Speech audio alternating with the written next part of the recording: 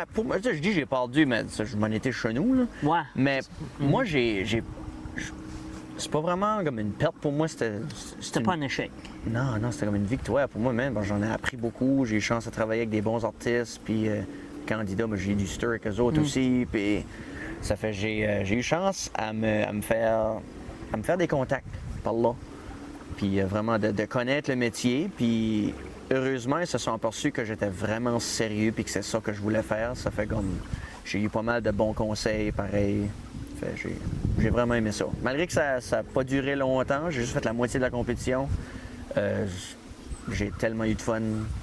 Ouais, c'était une épreuve de vie puis quelque chose que tu peux dire je l'ai faite au moins une fois de ma vie. Là. Ouais. Je pense que tu me disais que tu avais été aussi après ça à Star Academy, c'est ça? Ouais. C'était-tu comme. C'était comment. T'as-tu été à Star Academy un an après ou comment est-ce que ça s'est déroulé? C'était-tu.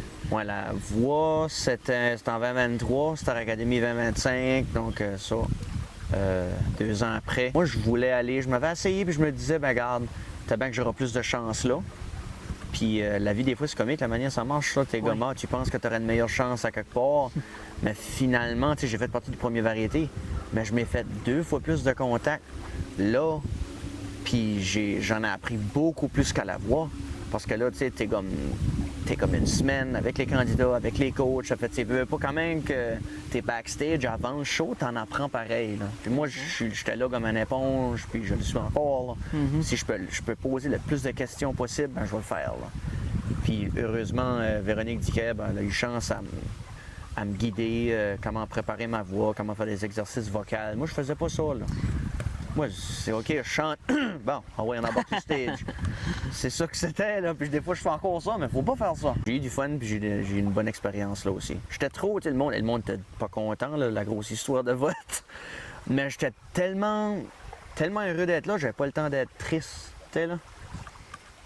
Ouais.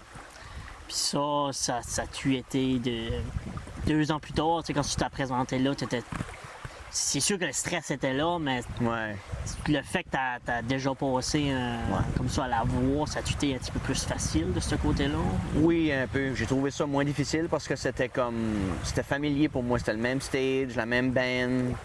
Fait que j'étais un petit peu plus confortable. Parce que après mes auditions à l'aveugle, j'ai fait les duels. Au duel, j'étais plus confortable. Moi, si je le fais une fois après ça, je me trouve familier un petit peu là-dedans. Fait tourner, oui, ça, j'ai trouvé ça un peu plus comme le fun.